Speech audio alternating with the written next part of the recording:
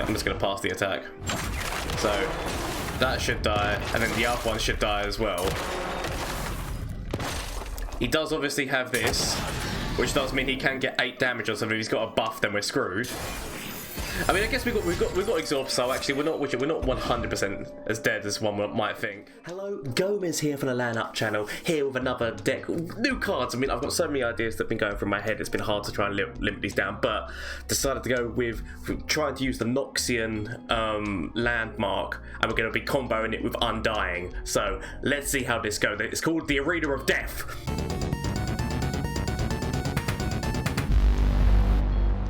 As I said, it is called the Arena of Death. Now, I've thrown Swain in here as well. Now, I will go through this. Now, yet again, I'm not going to lie, this is a very, very early concept, but I do want to get this idea out there because I think it's quite a funny one.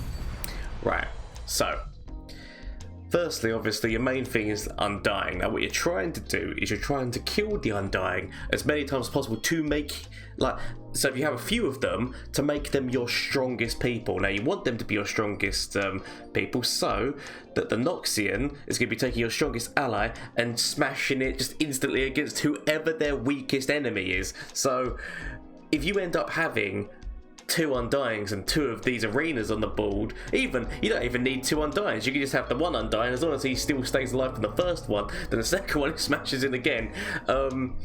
Obviously, as I said, of the main counter to a deck like this is going to be Hush, but other than Hush, if he dies, it's just adding more and more to his stats, which is then going to be good. So Hush and him dying is obviously what stops it, but you've got so many ways, especially with Chronicler and the fact that there's Stalking Shadows, that you've got multiple ways of making more copies of Undying. Sure, it's not going to start off at the big man stats, but as long as you can start getting a few of them on the board and leveling them up, you want to be kind of evening up how much they're going up. Obviously, the main things you normally see an Undying deck in is Demacia, so that you can use single combat, and which is Bilgewater, which, to be fair, Bilgewater has even been given Shakedown now, which gives it an even better one. So I will actually be making an Undying deck which also involves Bilgewater, because Bilgewater already had the ability of making things vulnerable, which meant that you forced things to trade against your Undying, and now they've got an even better thing which does damage, which really works with the Undying as well as grant invulnerable. So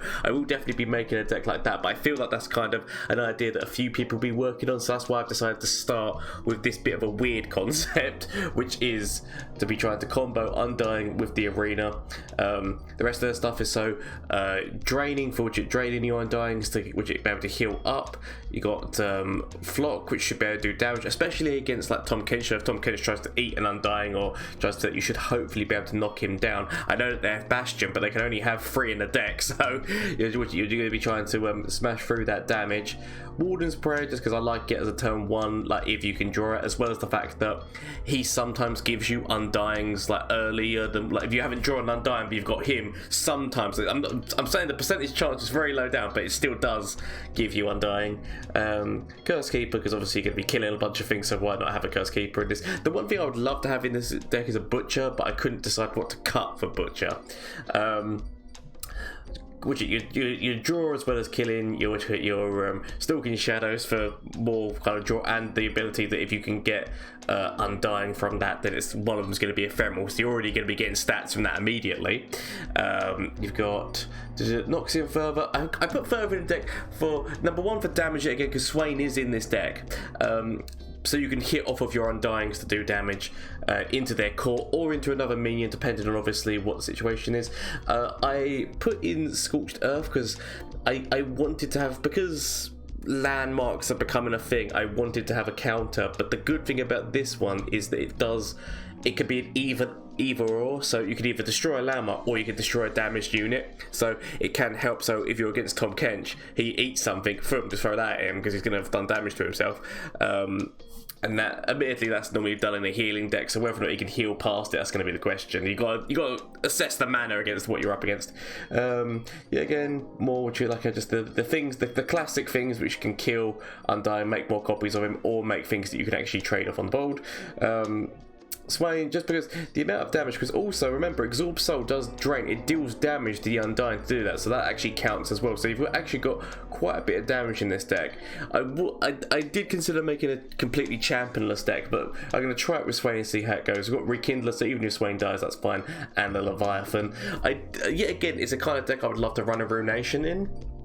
But I couldn't decide. That's I mean, this deck is definitely just the bare bones. Like I feel like there's definitely edits that I want to make along the way, so it's just a concept right now. So if there is any different changes or things that you think, yeah, would you like this might be better or not, please comment down below, because I'm always interested in getting your feedback on decks, knowing what you think, and like how we can improve and make concepts and that work together. That's like a big part of the channel. We work together, we're a team. But yeah, so speaking of which, shameless plug time, the Twitch, Twitter and Instagram, I'm active on all of them. I stream on Mondays, Tuesdays, Wednesdays and Thursdays, so you want to catch the action live, duel me, give me deck ideas, just watch me hopefully try to entertain you with my most likely foolishness and misplays. Please feel free to. There's currently also the giveaway going on the Twitch where I'm giving away 2 of these Thrash Lanterns that do light up. I can prove that they light up because I will show you the brief animation, the brief advertisement that I made that explains how to claim. So I do apologise, but quickly going into the advert before they realise. We are in the spooky month of October, and so Gomez is doing a giveaway where he's giving away 2 of these lamps. So they do light up. Quickly, cue light up action.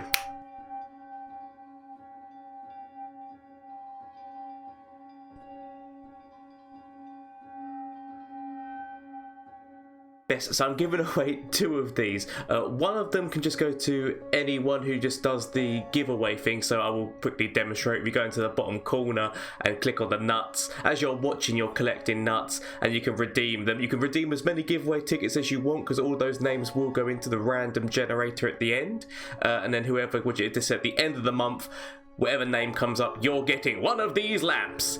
And then the second one is going to be only for subscribers. So literally all you got to do is subscribe, and then if you do so, then it puts you into the pool. Yet again, it'd be a random draw just out of the subscribers to see who gets the second one of these lamps. But also, if we reach our subscriber goal, Gomez will be playing some horror games, and that's just going to be good times for all of you and terrible times for me, most likely. So have fun. This month is all about having fun, good times, Legends of Runeterra and everything else. So thank you, and next until we speak again, which will be moments when this advert ends.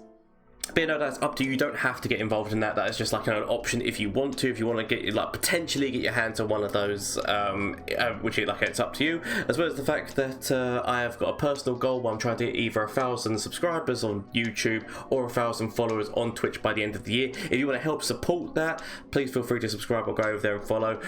Do not feel forced. These are just options. It would make my little curly head mustachio bastard man dreams if you were to do these things. But do not feel forced. It's only if this is entertaining to you and you actually want to. If you do want to support, I don't want to force you to support. That's what I'm trying to say. But thank you so much. And I do actually appreciate all the support that I do get so far. I've got a lot. Everyone who comments, everyone who comes by the Twitch. Honestly, I do love you all. Thank you all so much. So without further ado, let's see how this deck do. Okay, now the question is whether or not this is going to be the Mugwai deck or not. That's the question. It most likely is because it's not running Sejuani, so I'm assuming this is the Mugwai deck. We already started off with an Undying. Actually, I'm going to keep Stalking Shadows. I'm going to keep the Stalking Shadows and keep the Glimpse. And now we've got a Chronicler as well. Now it just depends on how quickly we can get the arena. And the funny thing is that if we make Undying, we could potentially, because obviously if he's playing the what's his face, if he's playing the Mugwai one, the Mugwai one is also a arena deck, so potentially he could strike against, if Undying becomes the only thing on here, he could actually strike against our own Undying decks, which would be amazing. Okay, now the question is, do I go for a bit of draw? Let's go for a bit of draw, sod it. There is obviously Culling Strike in this deck, so he could just stop us with Culling, but he's not going to. He does, because he knows yet again that any way that this dies is going to be slowly but surely getting this up, so he's not going to be wanting to waste his resources like that. At least I don't think he would. He might do, who knows. Might as well. start getting a few of them working for me. He's not got Targon, so he's not going to have the silence. He's not going to have the hush, which is, like I said, our main counter. So it's fine. Don't worry. We're all good. It's all gravy, baby. It's all gravy. All we got to do, just keep attacking forward. I'm going to keep this back. Ooh. Ooh. I mean, it's either that or the remitter. I feel like we go with it. I feel like we go with it now because he's technically is our strongest. I can't play something into it. Play something into it. You know you want to. I mean, technically, right now the wolf is the one who dies to this trade-off at the moment. He can't Culling Strike this anymore. He can Frostbite it, which would then make this guy the biggest. So he can Frostbite it. That's very true. Admittedly, if he Frostbites it, we could absorb Soul. We could absorb Soul the Chronicler. Winter take you. Okay. Yeah. So making him not in which like the strong man anymore. It's a good move. Might as well still attack forward with this. Could have actually technically attacked forward with the Chronicler as well.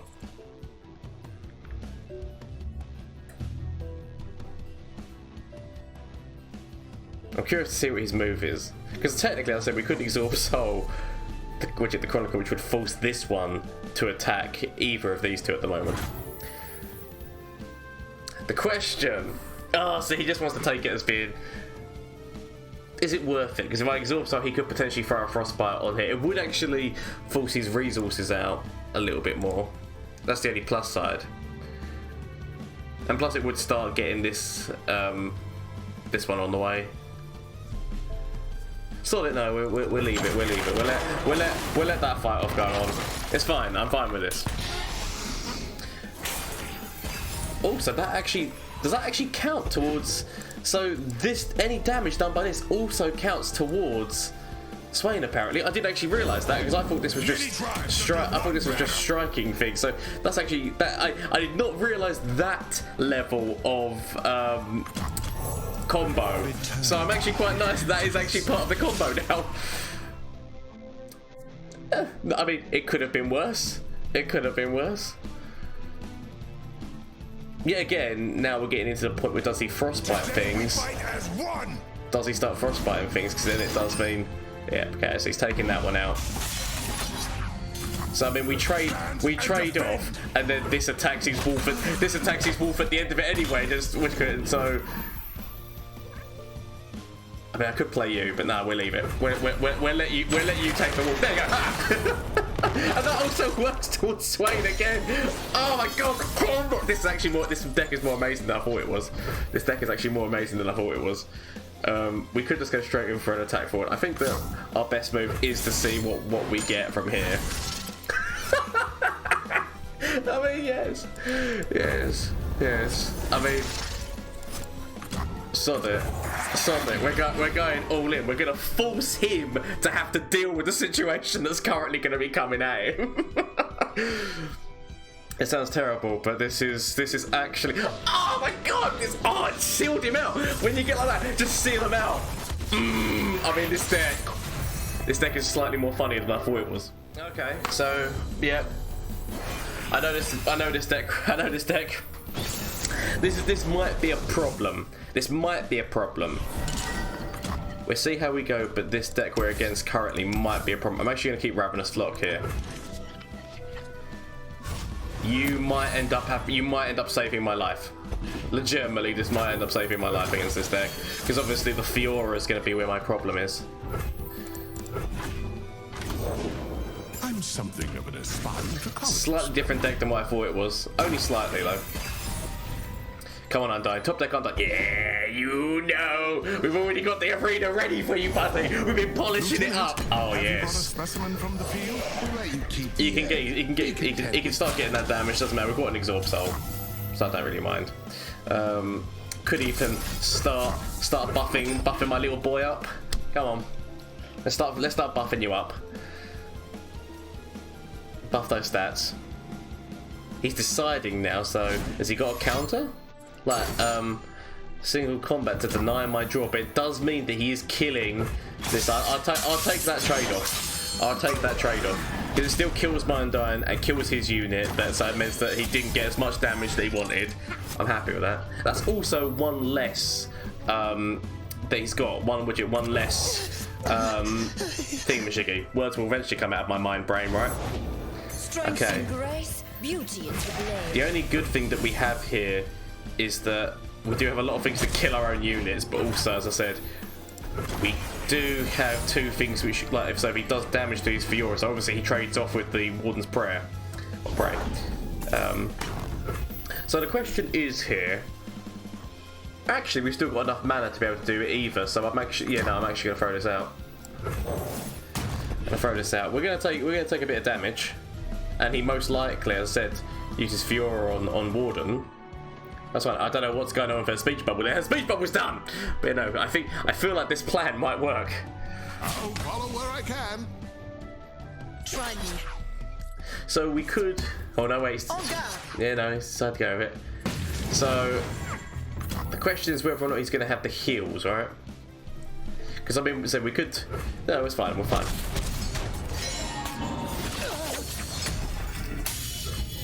Was not what I was expecting. Right.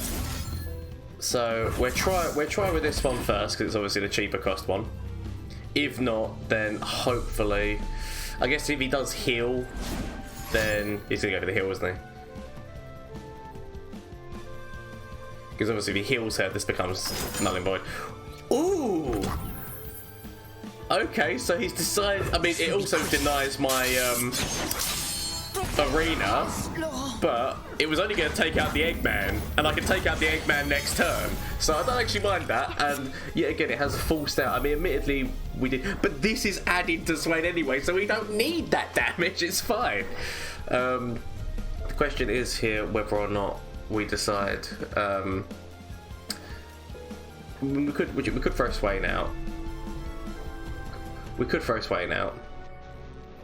Whether or not it's actually worth it. Actually, I'm going to focus. I don't want to Chronicler yet because I want this attack to go in. You and I met before. So I'm actually going to go for the attack because I actually do want this one to hit in. As I said, I could have actually thrown down this so that this would have attacked in twice. So it would have killed this, and then potentially I should have thrown this second arena down. Second arena would have been devastating, actually. Now that I think about it, I'll take that trade off. Take him out of the game. But second arena actually would have been devastating because that would have taken out the Eggman and would have taken out his Shyvana. So I should have done that. Mistakes were made. Okay, so it's getting all the trade-offs. We might have to actually use the remitter here rather than letting this try, because obviously that stat line's going to go up anyway, so we might as well go for the remitter play here, just to give us things that we can actually trade with. Oh my god, that stat line was less, which it was slightly different than what I expected it to be. Okay. So we do actually get to kill one of his things here, and potentially because of the... Ooh, no, okay. Yeah, so he levels her, right? We could have used Absorb Soul, but I want to be saving my Absorb Souls for the Undying. I mean, maybe we should have used Absorb Soul. But no, so we could use this. Which would then mean that you're going to take... So we could use this, and then that will kill his other dragon so that he just loses both dragon things at this moment in time. It's whether or not I want to save this for his actual champ, because his champ is an annoying one, so I do actually want to knock that champ off.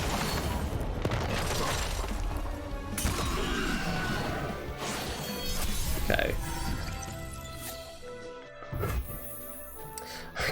Could throw Swain down here. I could also, as I said, throw down the second Noxian one, so we take out this guy, then take out the other one. Solid. I'm actually gonna do that. I'm gonna throw down the second arena and see how it goes. I'm curious. Because obviously if he's got anything weaker, then it's just going to hit into this and then hit into his other dragon.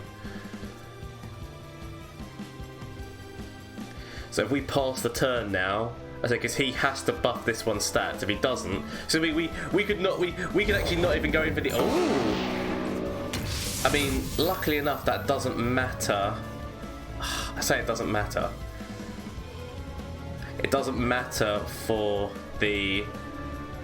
We could just pass here, and because we don't really need this to attack. That's the weird thing about this.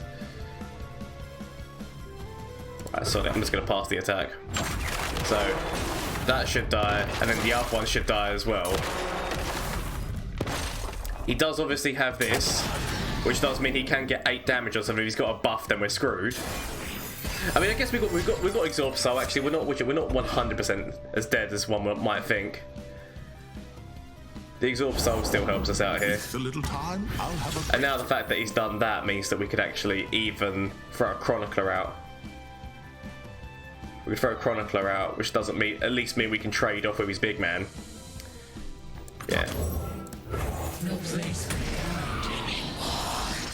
I'm gonna go with the Chronicler. Trade off with his big man, and that still gets an attack in. We could even further this or Scorched Earth. This actually, so that target was one of the worst because the Undying's going to keep dying anyway, so it would lose its stun. But obviously, he wanted to get that me. I can completely understand he wanted to get that me now. Okay. So I could throw the Remitter out. Actually, this is not as bad as it seems. I could throw the Remitter out. I could even, as I said, just absorb Soul on top of this right now. Absorb Soul and throw the Remitter. So Absorb Soul, which should get me past the stat line of these two anyway, and then throw out the Remitter. And then I think we can see this deck is actually slightly better than I first hypothesized. I thought this was just going to be a joke deck, I'm not going to lie. But it seems to be okay-ish at the moment. I'm quite happy with this deck. I'm not going to lie, I'm quite happy with this deck. Combining the Undying with the Arena, and the fact that it actually combos with Swain, makes this even more devastating than I first thought. I've only had the extra mana for that Scorched Earth. Yeah, so I just defend against the dragon. I'll take 1 damage, that's fine. And now the fact that I've got 2 Undyings. Now the fact that I've got 2 Undyings, so if this one dies to the first one, then he gets the other one out. As I said, I could also throw that. I mean, we throw Swain out here. We throw in the Scorched Earth, and then reap the benefits, right? The feud for the men. I mean, admittedly, this now means that Swain outranks this guy, so once this guy dies, then he's finished. But we can also throw the Scorched Earth on top of this one. So the Eggman. Ooh, I mean, oh, you're gonna miss the Eggman, I'm afraid, mate. You're gonna miss him quite devastatingly. I guess he's put that out so that he can trade. I guess he's put that out so he can trade with Swain, which makes sense. Shroud the world in wings. So now the question is, do we just throw everything forward here? Do we just throw everything forward, or do we just let the ball trade itself? This is the most weirdest. Okay, right, no. I was gonna say the choices. We could just go for the swing, or we could just see what happens in the arena. So yeah, no, I'm surprisingly happy with how those matches went. This is just gonna be a lot, but the second you get Undying up and then you throw that on the board, especially if you throw 2 of them once they're at certain stats, so they're going to be taking out 2 minions, you can actually just start wiping out their boards, and then they can't do anything because you shut them down. It's exactly the same as like Tom Kench in a manner of speaking, is that you shut down your opponent's ability to play something because you know that you can eat them. Whereas this, you shut it down because you know that you're going to be challenging them, and then be also still building stats. So I do like this. I do like this deck, and it kind of counters Tom Kench in a manner of speaking because he could be used against him, if you know what I mean. I do still like having the Scorched Earth. I think that Scorched Earth is really useful because it can either counter the landmarks or it can kill opponents like damage things. So I feel like this is actually a really nice deck. But if there's any changes and whatnot, please let me know down below, because obviously I do like a Ruination in this kind of deck, but maybe this deck doesn't need Ruination. And I'm really happy that the actual landmark works with Swain. Like actually the damage that's done by that levels him up. So that was actually something I wasn't expecting. but it was a nice surprise. So thank you all so much. I hope you enjoyed this video. If you did, please like and comment, subscribe, who the foos, all of that stuff. If you enjoyed this and want to see more of this content, then why wouldn't you? But also, as I said, I do stream on Twitch on Mondays, Tuesdays, Wednesdays and Thursdays. The link's down below, so if you want to go and get involved in that, please feel free to. As well as, obviously, there is a Discord link down below, so if you want to talk to me at any time, talk to me about deck ideas, talk to me about changes. Like, I'm always active, as well as the fact that there's a games night and a movie night in there, so all fun for the family. Let's get involved, shall we? Thank you all so much for watching. It does mean so much. Until next time, bye! I said don't you do it! Okay. Is there literally anything that I could draw or that I could get from Flash of Brilliance that could save me? Save me! That doesn't save me! Okay. Is there anything from you? Save me. That doesn't save me! Okay. Get rid of this and get rid of this. Find something that can save me.